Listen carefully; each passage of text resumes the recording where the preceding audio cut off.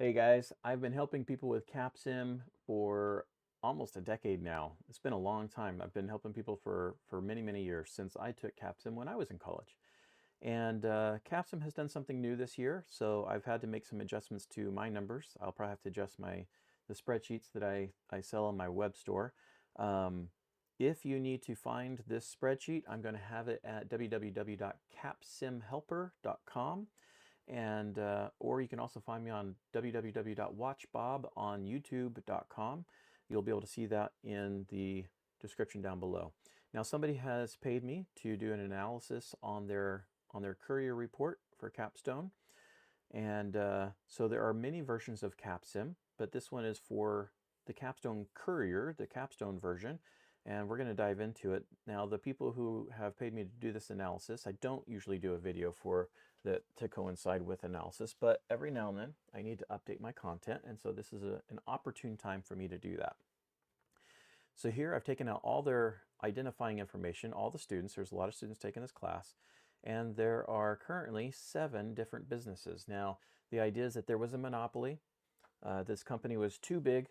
The government split it up, and now you are selling your chips as a different organization. So Chester is the one I'm helping out today. Now, the information in this PDF is crucial. There's a lot of really good information in here. This first page, I'm not so worried about on the first round, but some of the things I'll point out in the following rounds, or things that I'm interested in the following rounds, are profit, cumulative profit, so-so. Contribution margin is huge. I'm very interested in contribution margin, and I'm interested in emergency loans. Very interested. I want to make sure my sales are high. The rest of the stuff I'm not terribly worried about, but contribution margin, very much so, and profit, very much so. Here, I'm always interested in this market share. I want to know if my business is doing better than the others. This tells me out of the 7 companies that are competing for 100% of the market that's out there, I want my company to be selling the most number of products and making the most amount of money. So here we scroll down, there's a blank page for some random reason. Here we have the number of shares that are outstanding. Right now, everybody starts with 2 million shares. Everybody, same price, same shares, number of shares, same book value, dividends, etc. You don't want to pay a dividend. There's no point when you're trying to build a company to pay a dividend. Dividends are for the purpose of paying the people who own your stock some of the profits from what you sell. And that's helpful. There's a lot of businesses that do this, like ExxonMobil, Apple pays a dividend, Bank of America, a lot of stocks that have been well established pay these dividends. Now, dividends do a couple of things. Usually if you pay a dividend, it kind of flattens out your stock price a little bit more. If you don't pay a dividend, it's a little bit more swing in the stock price because the way people make their money is by selling the stock. But by paying a dividend, you are giving them some of the returns of the profits that you've made as a company.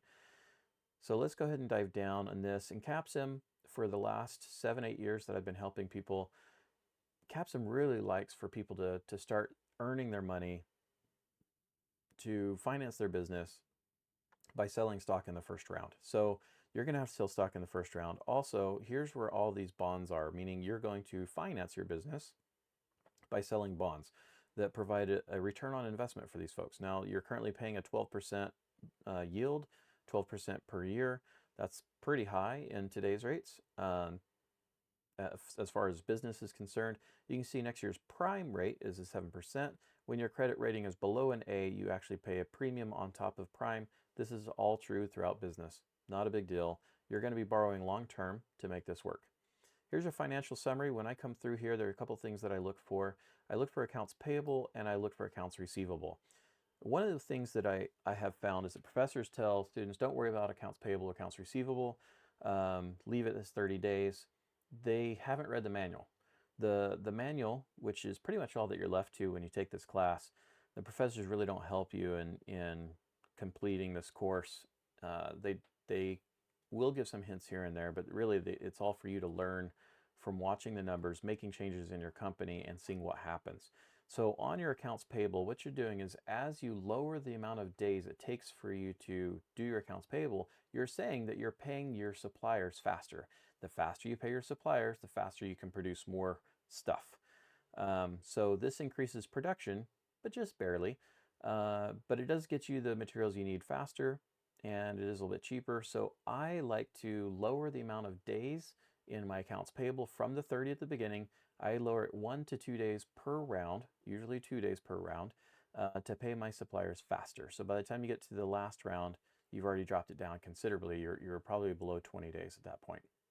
Now, accounts receivable is where you're giving the customer more time to make the payment on the stuff that they're buying from you.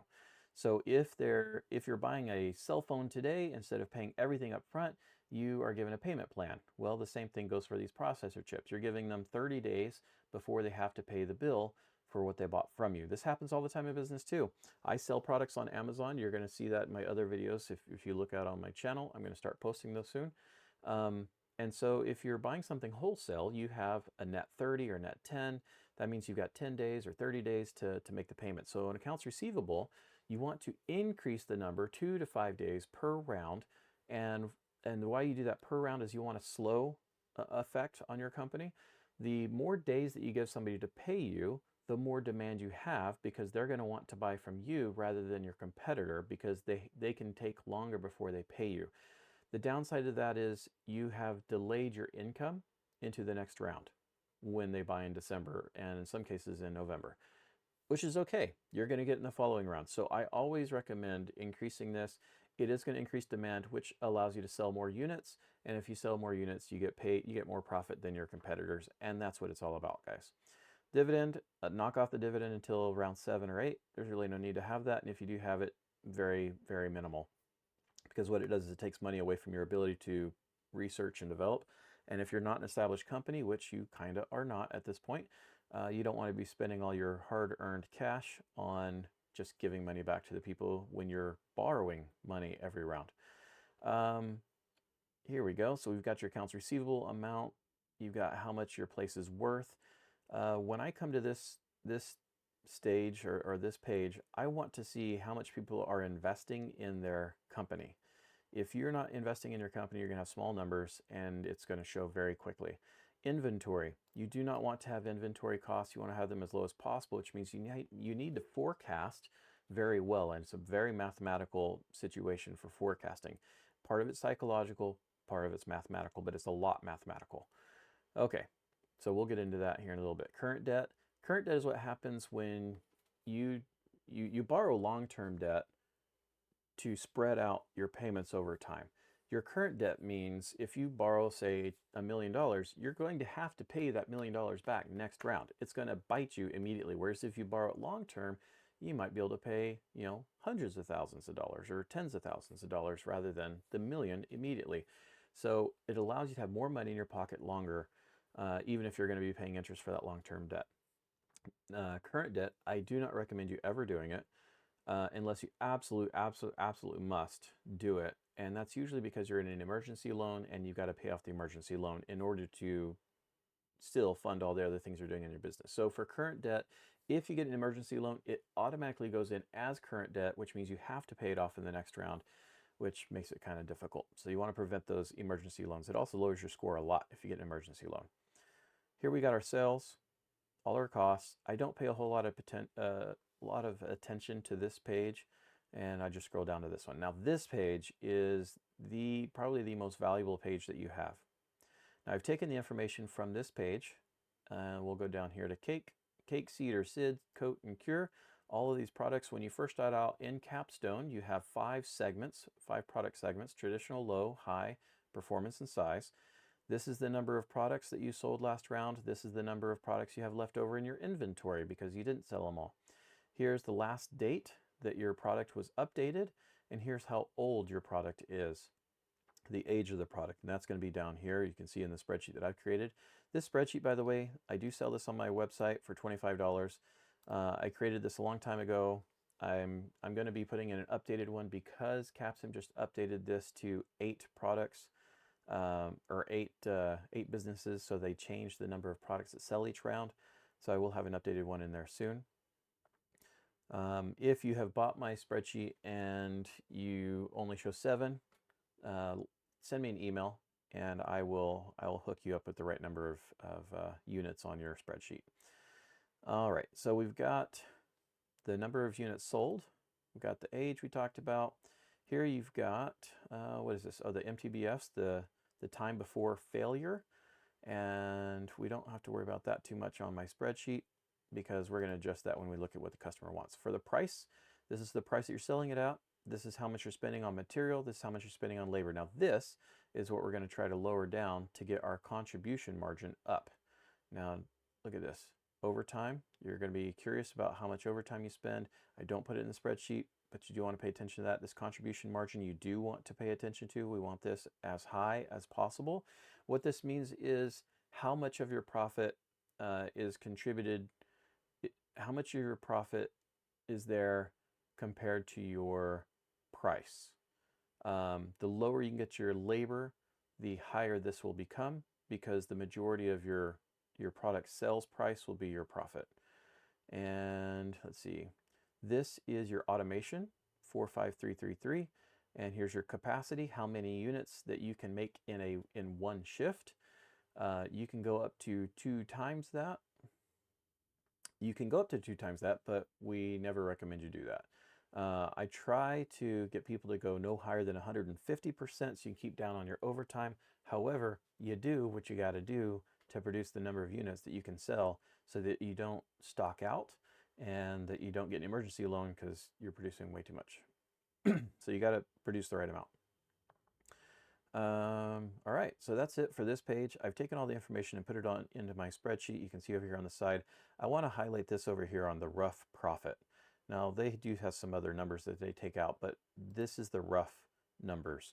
So out of cedar, you're going to have $10,000 worth of profit because you sold 1,700 units, traditional 999, so you made about 8,900. I want you to notice that low tech earns you more profit than any other segment, and that traditional earns you the second most.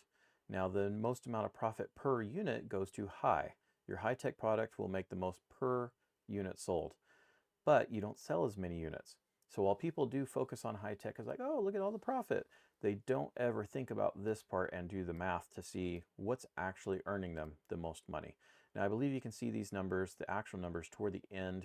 It's almost the last page that will show you that. Here we've got how many we think will sell. These numbers are wrong, so we'll just cut those out. And here's what your capacity is. Down here, you've got your, we just finished round 0, so we're going into round 1. And here are your size, your performance and your size. The faster the performance and smaller the size, the more high-tech that chip is going to be, which makes all the sense in the world. You don't want to have a huge chip in your cell phone because you're trying to miniaturize everything, right? Here you have the number of units that are selling in that segment. So we've got 7 businesses that are competing in the same segments. This does the math for you to show that out of the number of units that are going to be sold next round, you divide that by the number of units that are competing to sell, and all units will be sold as long as enough units are created. And so on average, CapSim tries to be very fair in their numbers. So if everybody's numbers are the same, you should be able to sell the same number of units. And you can see that based on what you guys did in the last, in this first round. Everybody sold the same. Now on the, it says here on the page 10, because there's a blank page that was added, it's on page 11 right now. It tells you what your potential market share. So let's just jump down to that real quick. Here we go. There we go. So down here you can see traditional, low-end, high-end performance size, and then you have your total. That's the total market share. So for instance, Able and all these other guys, the 11.2, 0, 0.4, 0.1, and 1, just like you see here. And what my table does here on the side, and what you should do if you don't have this spreadsheet and you're creating your own, that's totally fine. You save yourself that 25 bucks, which I totally get as a student. Here you put in, you got 11.2%. That means of the segments that are going to be created in traditional in the next round, you're going to sell 11.2% of that market. So when you take that number and you add it to the 0.4 from high, 0.1 from performance, and 1 from size, you'll have 1,098 units that CapSim predicts that you will sell in the next round if all the variables stay fixed, which is not going to happen. Everybody's going to make choices in this next round, which makes it a very unpredictable round. for your first round, which is totally okay. And then finally, you've got here your aging. So let's go here all the way back up. They, of course, don't put all this information in one spot. They want you to find it. They want you to figure this out. That's what this whole thing is about. Professors don't tell you how to play this game. They tell you to go read the book and wish you good luck. So I've been doing this for 7-8 years. I've been teaching people how to do this. I have a class, a course that I teach on Udemy, Udemy, and the principles will still be the same even though I shot the videos a long time ago.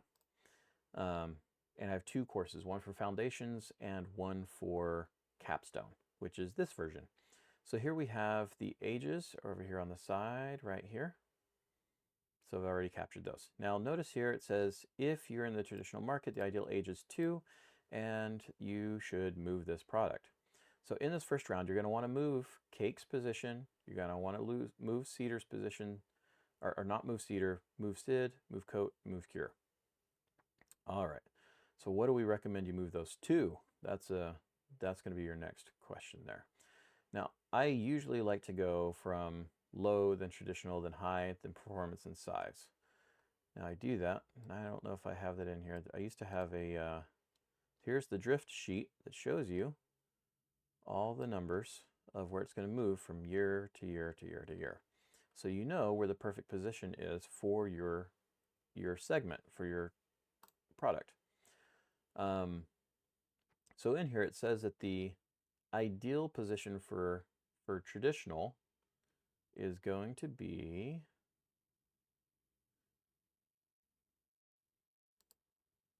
.7 and 14.3 next time. It's going to get a little smaller and a little bit faster. So when you make your changes, you're going to want to follow this, but you're going to put your information into the RD&D or R&D information. You're going to put what performance and size you want it to go to. When you do that, it's going to give you a date. And that date is going to be like April of 2027, or it's going to be December of 2026.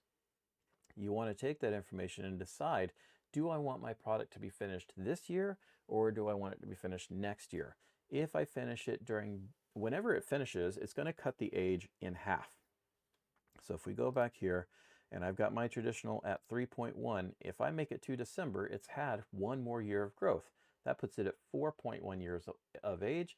If it just comes out with the new version, because R&D finishes within December, then it becomes 2 years old, cutting 4.1 in half to 2.05, and probably giving it 2.1, but it hadn't been quite a year yet, so probably 2 years old, which makes it perfect for the next round.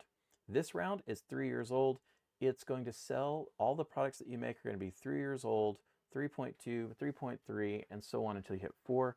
Everyone's going to have the same issue. So what you want to do is you want to move Cake this round to where you think is the best spot, and you're going to have to do that based on what the program tells you would have the product come out in December if possible. If it won't have it come out in December, no matter what you do, you're going to want to move it so it comes out early in the next year. And I can't tell you that because I don't have the program open, I don't have access to it, don't have a password, all that. So you're just going to have to figure that out. For Cedar, you don't want to move it. It says so right here, etc. So let's jump into what we want to do next. Here, as I'm looking at this, I can see everything's at the same price. Everything's the same price point. We want to make sure that we're following this. 47%, the customers want 47% of their desire is that this thing be 2 years old. We're going to take care of that by moving it this next round in these decisions. The next thing they're worried about is price. Okay, so what's our price? We're currently at $28, and the customer wants it between $20 and $30. We're already there. We don't have to move the price drastically lower. We do want to move it a little bit lower because everyone's going to move their price lower, but not by a lot. So you're currently at 28. I would recommend probably $27.75. I mean, honestly, not a lot of difference. You could probably leave it at 28 and be fine. You could probably even put it to $29.50 and be fine. But because everybody's starting at 28, you're going to have some that are going to go up to the 30, some are going to go down to 27 and change.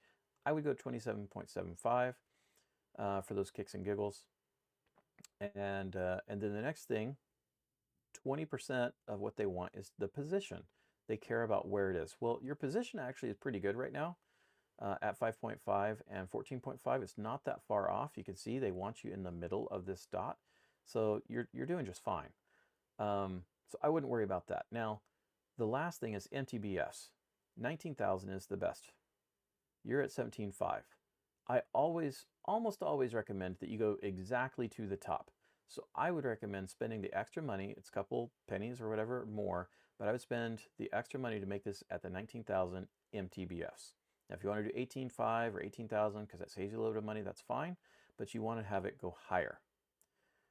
Now, that would be enough in most cases. And most students think, oh, that's all I need to do because now I've changed the age, I've changed the size and performance where it needs to be, I've changed the MTBF, so I'm meeting what the customer wants. Here's where a lot of students screw up. You got to spend money. Now, let's get this right. There we go. You got to spend money. If you don't spend money, the customer does not know what you're selling and they don't have access to what you're selling. So here you have a budget of 1,000. That is not enough. If you leave your budget at 1,000, you will lose accessibility. If you leave your promo budget at 1,000, you will lose customer awareness. They will just forget that you exist to a certain percentage. You need a minimum of 1,400 for the segment per round to maintain your accessibility and to maintain your awareness. Now, I know this because I've been through the rounds and I've practiced this several times. You feel free to go through this and try it yourself, but 1,400 is the magical number. That's what I have found. So, in your first round, you want to be like Coca-Cola or Pepsi, somebody who advertises a boatload so that they can get their name in front of your face so that you know that they exist, and you want to have a storefront. Storefront is accessibility. So we want to increase our sales budget to at least the 2,000 for every single product that you have. And the promo budget, every single one, you also want at least 2,000 on every single one. Now, in some cases, you go to 2,300 or 2,500 to give yourself that extra little boost. If you can afford it, great, do it. If you can't, don't. But 2,000 is where I would start as the bare minimum for the sales budget and the promo budgets. And that will give you a leg up on the competition in the first round, unless everybody's watching this video. And then you'll all just be selling the same number of units. So you see the number of units that sold this round. If you don't have my spreadsheet, which is totally fine, you need to take this number, the market size, and the number sold, and multiply that by 1.117, which gives you that 11.7% growth, so that you can see you're going to have 11,500 and change units that are going to sell in this segment next round. You got 7 people vying for it, so it's going to be 1,668 units.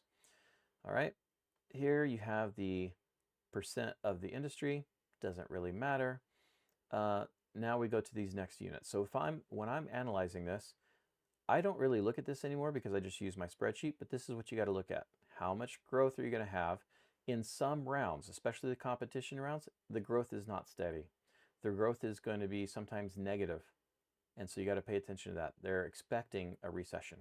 But in the normal rounds, you don't have the growth rates adjusting like that. They're consistent. So that's nice. But it is something to pay attention to, just in case you get caught off guard. Don't remember on the final what happens. Honestly, it's been too many years. But you want to pay attention to that. For the low end, the most important thing is price. Now let's go up here to remind you, in traditional, it was how old it is, not in low end. The most important thing is the price. The second most important thing is age, and age does have a huge role to play. If you have your product between 4 and 9 years old, you'll do just fine. If you have it less than 4 years old, you're going to take a hit, and if you have it over 9 years old, you're going to take a hit.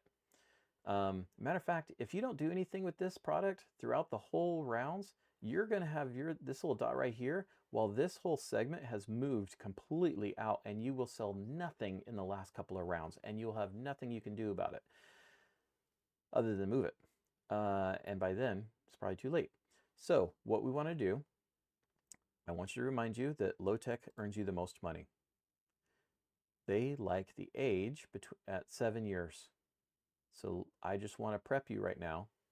Traditional, you have a product right now that is 3 years old. In this round, if you move it, it will become 2 years old and will be very competitive in the traditional market, which is fantastic. You can also let it age. Now, what I typically do, what I suggest people do, is in this first round, move your traditional product. And instead of moving it forward, and I know I'm bouncing around here, but this is how my mind works, so just go with me. This moves in a straight line between low, traditional, and high. It is a straight line, linear. Now, performance and size, they move around in different ways. They follow a different trajectory. But low, traditional, and high follow the exact same path. That's important because you want to have a strategy of moving your original traditional product, cake, to the low tech. You do that by aging it and also by adjusting the MTBFs and adjusting the price. Once you adjust the price to what low tech likes and you adjust the MTBFs to what low tech likes and the age hits 4 years, you're going to start selling the low tech products. And then instead of only having 7 units in the segment, you're going to end up having 8. Now when you do that, you can see that it adjusts. It takes 200 away from there. Let's put it back to 7. That's important to know. But low tech, you're going to get a lot of units in there. A lot of units. And you're going to sell a whole lot of stuff. If you are paying attention to me, you're going to want to let traditional age into low tech as soon as you move it one time. Now, why do I tell you that it follows the same trajectory?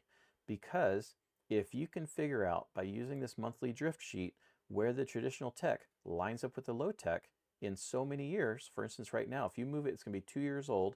That means in 2 years, you're going to want it to be low tech. So that's going to be around 5, right around here. So I can see round 5 starts at 4.2 and 15.8. So if I want to have my performance, now this is the ideal, right? Performance and size. So the ideal is 4.2 and 15.8.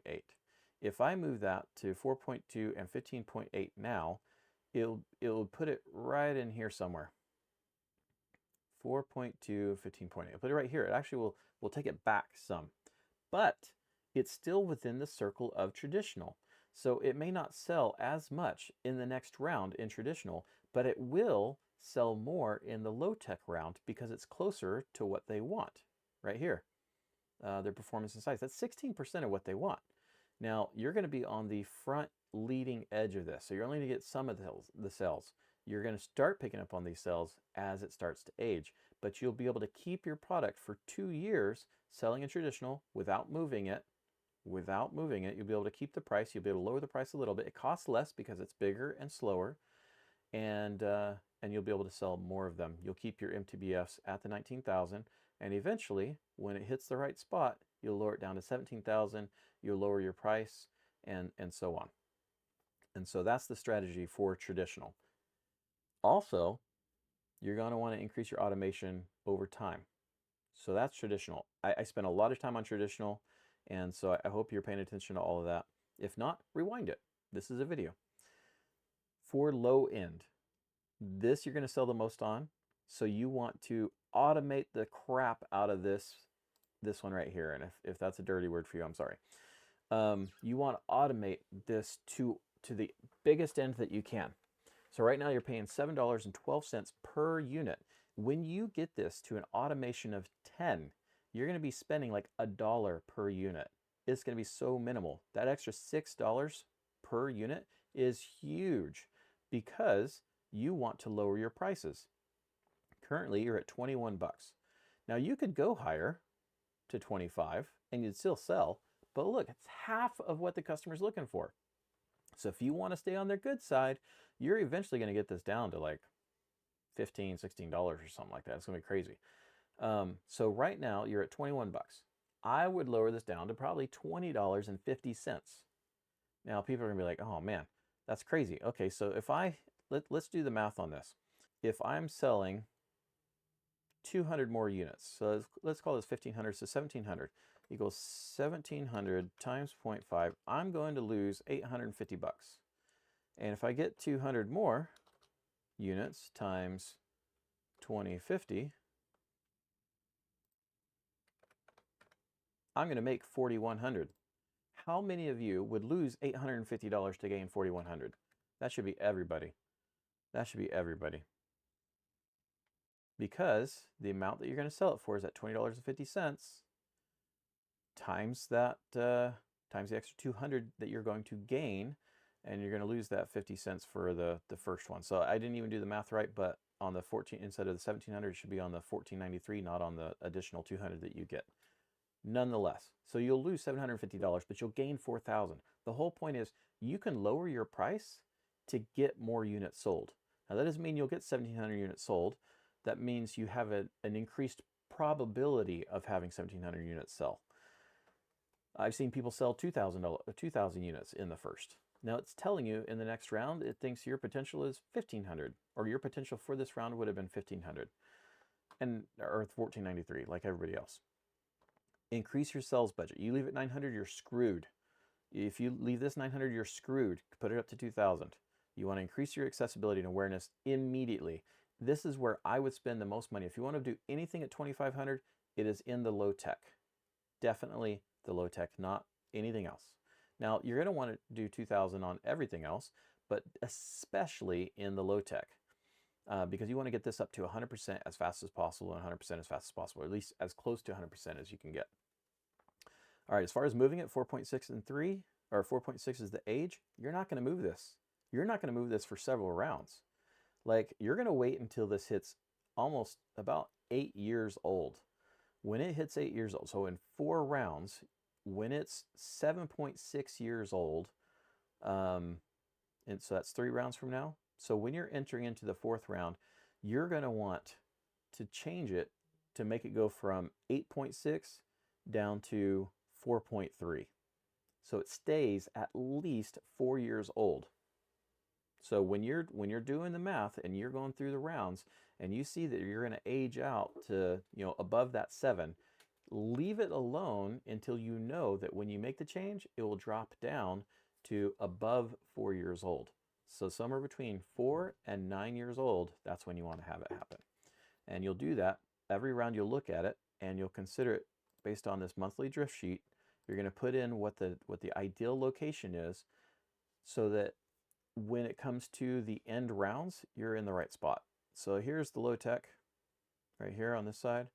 In the latest rounds, you're going to have it right around 5 to 14.8. That's a jump from where you are currently. So probably in around 4 or 5, you probably want to put it around 4, 7, and 15.3, something like that. And that's where it will be for the rest of the game. And that's okay. You only move low tech one time. For traditional, you're going to want to move it. See that 4.715.3? Here we go. Traditional, you're already there. So you're going to take it back probably to pretty close to here, 4.215.8. And what you do is by moving your traditional here to like 4.215.8 early on, is you'll end up hitting this ideal position about the time it turns 6 or 7 years old. So you'll be able to take advantage of those sales while everybody else is figuring out what you're doing. They're gonna be like, whoa, he just took advantage, or she just took advantage of all these different sales. So low tech, you want to take advantage. That's where you're gonna get your most amount of profit. Let's see here. All right. So I think that's it for low end. Really, it's just MTBS, bring them up to 17,000. Don't move it yet. Lower your price just a little bit. See what everybody else does. Everybody eventually starts to come within like 50 cents of each other usually. Sales budget, promo budget, higher. High end. Now this one, if you look on here, this is right here. It goes all in line. So the high end right now is 1.7 years old. You need to move it. You need to move it. It's going to be just in the right age group for traditional. So here's what I would do. I would make, in this first round, your traditional, you're going to have it move so it gets closer to the low tech. Then you're also going to move your high end closer to the traditional. Then you're going to introduce a new product to the high-tech leading edge. So in your R&D, you're going to try to produce a new product that's going to be your new high-tech product. Now, this is where you use this monthly drift sheet. So high-tech, you're probably not going to be able to have it produced within the first year. So you probably put 10.7 and 9.3, and it'll probably come out somewhere in here. If it can't, just move it back to one of these other numbers, and it will probably come out around here. You want it to come out before December of the following round, because you want to be able to adjust the numbers. When you create this new product, make sure that you are giving yourself capacity and some automation. Now, automation is obvious. You're building machines. High tech does not need to have high automation because you're going to be making a change on it every single round. But as you increase your automation, you lower your labor expenses. So you're going to want to have some. So probably 3, maybe 4. If you're lucky on high tech, you probably have it at 3. For your MTBFs, you do want it to be higher. This is the brand new product, but the most important thing here is the positioning. So you want to have really good positioning. 8.9 and 11.0 says what is where we're starting now. Next time will be 9.8, 10.2. But you won't have the product out by then, so you probably want to get close to 10.7, 9.3 if you can. And that will put it here closer to the leading edge, which is how you get the most profit, the most sales. Your price, put it right at the 40. High tech, this is the least important thing to these guys, put it at the 40. The MTBFs, this is important. 1 out of every 5 people care about this, so you put it at 25 or 24. You just want it high. But your positioning and your age is important. So every single round, you want it at 0 years. Now, if you have this come out in, say, June of the following round, when it comes to the next round, you can make the change immediately again, and it's only 6 months. So if it takes you 6 months to move the position, you're going to take it to 1 year back down to 1/2 of a year, which means you're closer to 0. You're going to move every single time, every single round, that new product you're going to come out with. Now, here's the cool thing. When you move traditional to go closer to the low end, it's going to take a full round, pretty close to that, to get it to the lower end, which means it's going to be selling as a traditional product at this performance and size that the customer wants for most of the round, which means you have a really good sales for that first round. The next round, you'll still get traditional sales. It will kind of cut down a little bit, but you'll be selling more of the low tech. And then the following round, that's when you can start taking advantage of the low tech. So it's very rapid succession. For the high end, in this first round, if you move this high end product back, it's going to take a year around to have it move closer to traditional. When it comes out, it's going to go from 2.7 to 1.35, and it's going to be really close to what the traditional wants, which they want 2 years old. And it will age in the following round to the 2 years. So then you'll just adjust the MTBFs, and you'll adjust the price to match the traditional market, and you'll sell in the traditional market, while your high end, you lose a lot of your high end, and that's okay. When your new product comes out in the following round, you'll be able to sell it. Now, it won't sell like gangbusters the first round. Anytime you have a brand new product, whatever you predict in your first, like here, right? High tech should sell 495.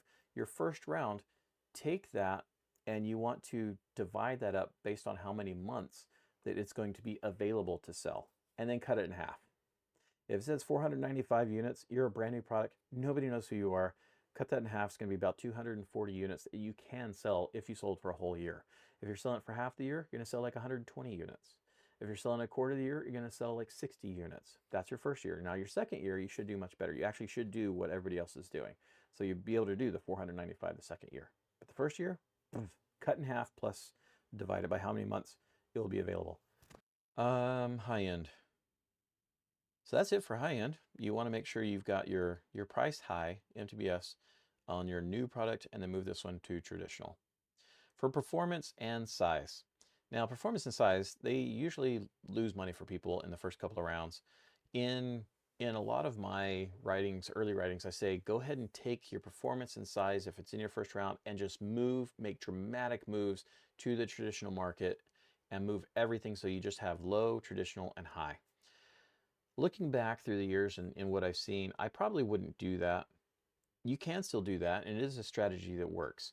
but I would probably keep them in the markets that they're in the segments that they're in. The biggest thing you can do to start getting the sales here is, one, make sure that you're keeping up with what they want. In performance, you will set NTBS at 27,000 always and forever. That is the most important to these guys. So you will always have it at 27,000, period. So here they got it at 25,000. That's dumb to dumb dumb. Move it to 27,000 immediately. Then for your positioning, you're going to want to change it. They want it to be 1 year old. You're already at 2.5. That means you got to change it this next round. You're still going to be too old. So the next round, you're going to move it again and move it again and move it again and move it again. You're going to be moving it every single round. If you don't move it, you're going to lose it. So you want to move it every round as close as you can to the leading edge. How old it is, you're really not going to matter because you're going to move it every single round. The price, they don't care about it so much, so you're going to have it closer to the $35. You can keep it, I'd probably move it up in price. This is 33, move it to the 35. Move it to the top. And every round it may change, go from 35 to 34.50 to 34 and so on, but you want to move that up to the top. The biggest thing that people screw up on is, again, sales and budget. Sales and promo. You want to have those at 2,000. If you don't do that, you will lose the customers early on, and whoever's the first person to do that will most likely win this segment over and over and over again. So you want to be the first one to do it. 27,000, 2,000, 2,000. All right, that's pretty much it for performance. For size, you can see here it wants to be 1.5 years old. You're currently at 2.6. If you make a change this round, you'll be right there where it needs to be. You want the sales budget and the promo to go to 2,000 each. Very simple. For this one, you also will need to change it fairly regularly. Notice the price on this, the least thing they're worried about, so bring it right up to the $35 a piece. Take the MTBS to 21,000 or 20,000, somewhere in between the two, maybe 2,500. But the most important thing is the position. Again, you're probably going to lose money the first couple of rounds on this, but if you keep with it and you increase your sales budget and promo budgets to the 2,000, then you will start getting that market share and you're going to kill it. You're going to do great in those in the later rounds. And that just covers it. So you want to use this information that's here for the potential market share. That's what this is, the potential market share. You want to take the potential market share numbers. You definitely want to use those to calculate how many units that CapSim thinks you're going to sell in this next round. So once you've got that prediction, you can come up here and say, okay, I think I'm going to sell 1,098, 1962, 426, 428, and 371. And what this does is it tells you is if you want to have your capacity, your plant utilization at 100%, meaning you only use one shift, so you keep your labor down, then you're going to want to have your capacity at 1,100. If you want to do it at 150%, where you do one regular shift and 50% overtime, you need to have at least 700 capacity. Well, you're well over that for this one, but for this one, you're going to want to increase it. So you can tell immediately on this first round. Now, a lot of people will decrease capacity on traditional. You're probably going to increase, you're probably going to want to keep that pretty close to where it is, mainly because if you do what I suggest you do, and you move high tech down to traditional and traditional down to low tech, you're going to need this one to be closer to, like, well, this one is going to need to be about 1,800 because you're going to be producing it as a low tech product soon. This one will need to be closer to the 1,800 because you're going to be selling a lot more units in the coming rounds. The high tech, you're only selling 400, 500 now, but it's going to become a traditional product, which means you need to get it up to probably the 1,000 that this is at. So just keep that in mind for your capacity. Your first round, you don't need to do anything with these three, and you don't need to do anything with this one. Really, the only thing you need to increase is cedar. Everything else has plenty of capacity to cover the units that you're going to be creating. You've got these units in inventory already, so if you think you're going to sell 1,098 based on the number that's down here, because that's what CapSim thinks you're going to sell, then you only need to produce 909 units. Now, I think you'll sell more than that. The whole reason why you're watching this video is to do better than all your competitors. So I think you'll probably sell closer to 1,200 to 1,300 in the next round. For this one, you're probably going to sell closer to 2,100, and these three are probably all pretty accurate. They're pretty close to accurate. So I'd probably do these ones the same, but I would increase the number that you think you're going to sell on low and on cedar and on cake. And if you have some left over, that's fine. You don't want to have a ton left over. If you overproduce, the most common reason for somebody getting an emergency loan is because they overproduce a product. So you want to keep your math tight. You want to make sure you're doing things right. Now, if you understock, if you run out of stock, then you give your competition your market share, which sucks, but it also dings you in your points. So you want to make sure, if you can do your math in such a way that at the end of the round you have between 0 and 99, or between 1 and 99 units left over. That is perfect. That is ideal. If you have over 100 units, you start to get knocked down, and even higher than that, it really affects your inventory costs. So here's how you can see the low tech all the way to traditional and then high. They follow the same trajectory as I talked about before. And here's everybody's units. And this stuff, I don't really pay too much attention to this, really, just to see what's happening in your business. But there's not a whole lot that you can do with this. You can change your one of these numbers. I don't remember which number it is. You can change one of the numbers in here to to slowly lower how many employees that you have. Now, if you have TQM as a module, total quality management, you want to invest in that fully. Now, I don't see anything mentioned in here on his TQM, on the person who paid for me to do this analysis. If you get a TQM round, you want to invest the most that you can. I believe it's 1,500 for each of the areas. For capstone and for foundations, I think it's 750. But you want to invest the most you can in the first 2 rounds. There is a point where you will spend, if you spend over a certain amount, you get diminishing returns, which means for every dollar you spend, you get less improvement back from that. So quality management, the whole purpose of quality management is basically research on your processes at work. How can you make your admins faster? How can you make your machines work better? So you want to invest in TQM when you get the chance. And that should settle it for how you want to move forward with this round.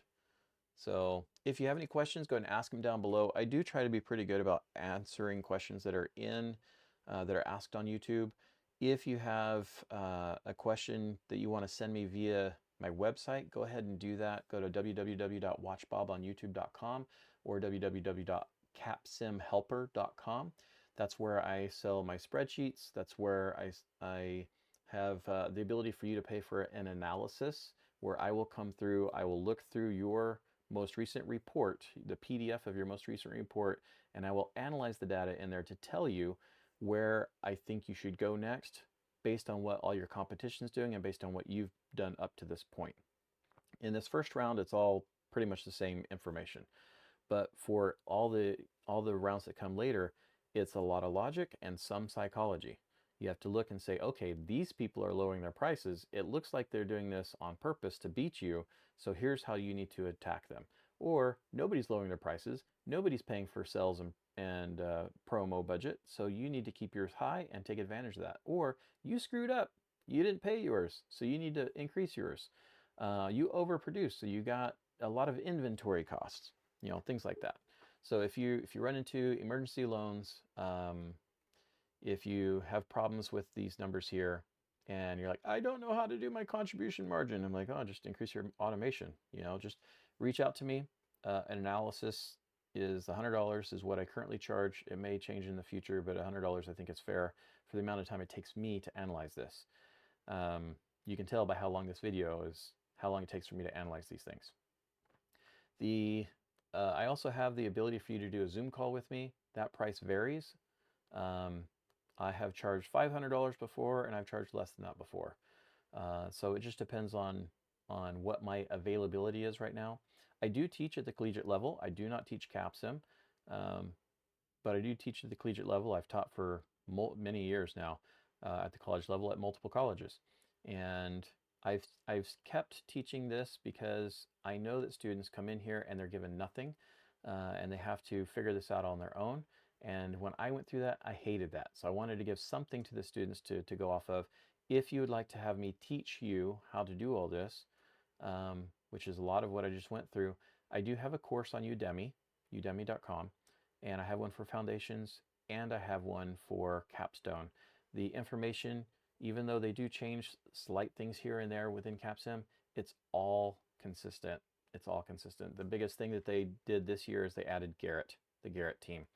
If you're interested in earning money, you probably want to start watching my videos on selling on Amazon.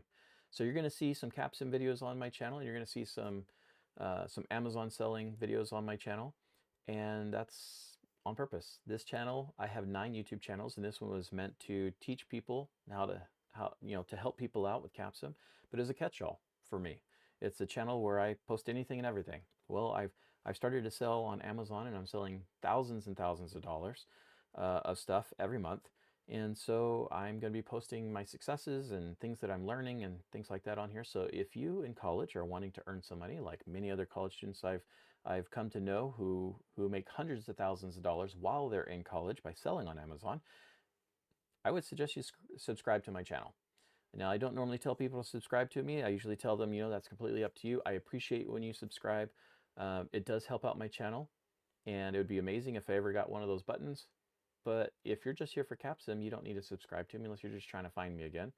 But if you do want to see how you can earn some money through Amazon, now's the time to subscribe.